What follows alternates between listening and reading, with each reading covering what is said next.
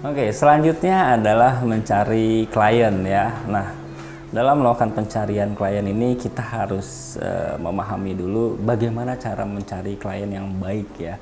Karena tanpa klien juga usaha kita tidak akan berjalan dengan lancar. Tidak ada pemasukan juga untuk kita gitu ya. Oke, yang pertama dalam mencari klien ini adalah kita perlu mengetahui dan memahami terkait bagaimana targeting ataupun retargeting dari audiens ya. Oke, pertama di sini mengenali target ya.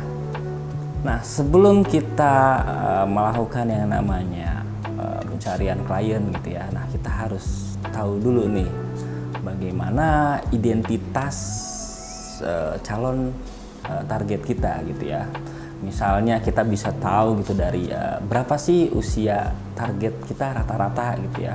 Lalu jenis kelaminnya tuh apa, lalu status ekonominya juga seperti apa. Karena itu kan berpengaruh juga nih terhadap daya belinya ataupun daya beli mereka terhadap jasa yang kita tawarkan gitu ya. Serta juga latar belakang sosial budayanya gitu ya. Jadi jangan sampai ketika kita sudah menetapkan harga kita salah target gitu ya. Berarti kan mereka adalah bukan target pasar kita gitu ya. Nah, hal ini juga berkaitan ya dengan barang ataupun jasa yang kita jual tadi ya. Karena dalam hal ketika kita ingin mencoba menawarkan gitu ya jasa video editing ya, baik itu dokumentasi pernikahan maupun acara perkantoran gitu ya, maka bisa dikatakan target kita itu adalah usianya yang memang sekiranya usia pekerja kantoran gitu ya, lalu laki-laki dan perempuan dewasa ya, jadi bisa dibilang usianya sudah masuk ke dewasa.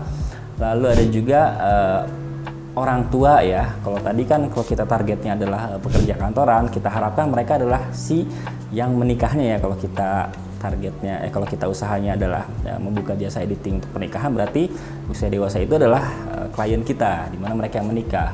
Atau bisa juga nih kalau target kita misalnya adalah orang tua, berarti dia adalah orang tua dari si mempelainya gitu kan. Bisa jadi kita direferensikan nih oleh orang tuanya gitu. Karena kan yang pasti nanti ketika kita punya target orang tua itu kan pasti orang tuanya itu kan ingin memberikan yang terbaik gitu untuk anaknya, dan diharapkan kita bisa menjadi pilihan terbaik bagi orang tua mereka dalam hal mendokumentasikan acara pernikahannya.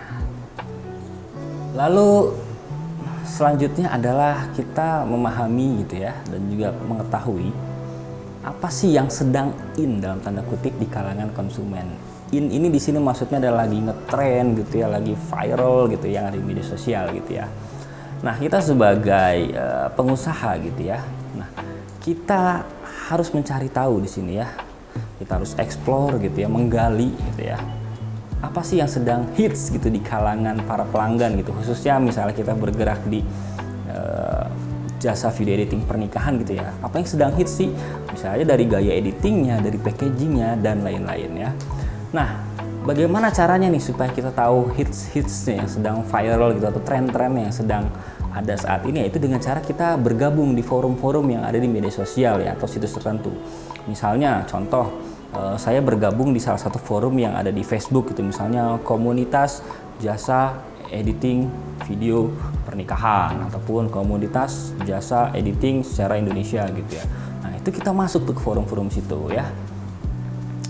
Nah, dari sini juga, dari kita bergabung ke forum-forum tersebut gitu ya, nanti akan banyak masukan gitu yang kita dapat gitu. Kita jadi bisa tahu gitu style editing apa sih yang dibutuhin oleh pelanggan gitu ya. Kita bisa cari tahu dari misalnya pemain-pemain yang lama gitu, kayak gimana sih gitu tren sekarang. Nah, kita belajar dari situ. Nah, itu kita bisa terapkan juga ketika kita memulai ataupun membuka usaha dari jasa video editing ini. Dengan bergabungnya kita gitu ya di forum-forum yang ada di Facebook itu misalnya ya, dari situ juga kita bisa tahu nih apa saja gitu kelemahan kompetitor gitu ya. Nah, dari kelemahan-kelemahan yang ada itu kita juga bisa mendapatkan ide gitu ya, bahwa nanti saya coba buat produk baru nih dalam hal jasa video editing gitu ya, dimana kompetitor lain itu belum bisa membuatnya ya. Dimana bisa saja ketika kita membuat ide seperti itu bisa jadi tren baru gitu ya. Dan selain itu juga ketika kita bergabung di forum-forum tersebut gitu ya, kita juga bisa banyak belajar gitu ya sama kompetitor-kompetitor sejenis gitu juga. Selain itu juga kita bisa menambah relasi juga gitu ya, sehingga nanti ke depannya kita bisa lebih memahami lagi bagaimana sih tren editing itu dari zaman ke zaman gitu ya. Misalnya tren editing saat ini seperti ini, besok seperti apa, karena itu kan selalu berubah gitu ya. Dan dengan kita memahami tren yang sedang in gitu ya, ataupun yang viral gitu ya, kita juga jadi lebih mudah gitu bagaimana kita bisa membidik konsumen kita sehingga target kita menjadi sesuai. Selanjutnya adalah pahami perilaku target gitu ya. Nah, memahami perilaku konsumen ini bisa dikatakan satu hal yang penting juga ya, gitu. Karena dari perilaku konsumen ini itu kita bisa tahu gitu ya, kita pahami gitu mereka ya, bagaimana sih cara dia berbelanja ya konsumennya.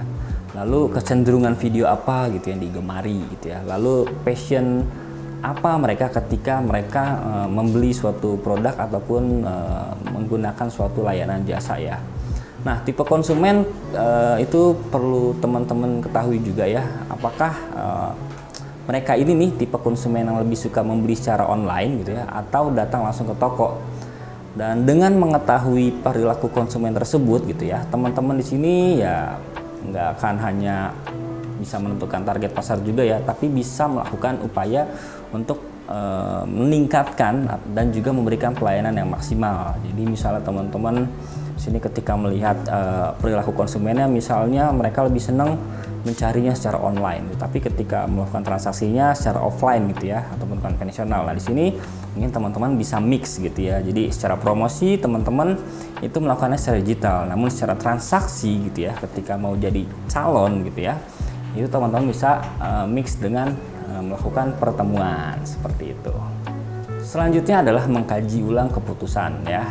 Jadi kita kaji lagi nih keputusan yang nantinya akan kita buat ya di sini ya. Sebelum kita ataupun sebelum teman-teman itu memulai gitu ya, setelah semuanya selesai dan juga sebelum memulai eksekusi kegiatan pemasaran ya, di sini teman-teman juga ada baiknya gitu ya, wajib itu teman-teman mengkaji ulang gitu keputusan teman-teman gitu. Tanya sama diri sendiri, apakah jasa editing yang teman-teman buat itu sudah memberikan manfaat nih untuk konsumen? Kira-kira jasa saya ini bermanfaat gak ya untuk konsumen ya? Nah, dari manfaat ini kira-kira bisa dikembangkan lagi nih. Apakah harga yang saya tawarkan ini sudah pas belum dengan target pasar? Kemahalan nggak ya? Kemurahan nggak ya? Lalu apakah promosi yang kita buat ini sesuai nggak ya dengan target pasar yang sudah ditentukan? Jadi jangan sampai ini meleset, misalnya gitu. Kita sudah menentukan gitu ya, oke, pekerja kantoran target kita. Namun ketika kita promosikan ternyata status ekonominya itu ke bawah, tidak sesuai dengan target pasar kita. Gimana diharapkan pekerja kantoran yang memang status ekonominya adalah menengah ke atas, karena kita sudah menentukan harga di mana harga ini akan dikonsumsi oleh target ekonomi yang B ke atas. Jadi kita kaji lagi ya, apakah ini sudah sesuai atau belum.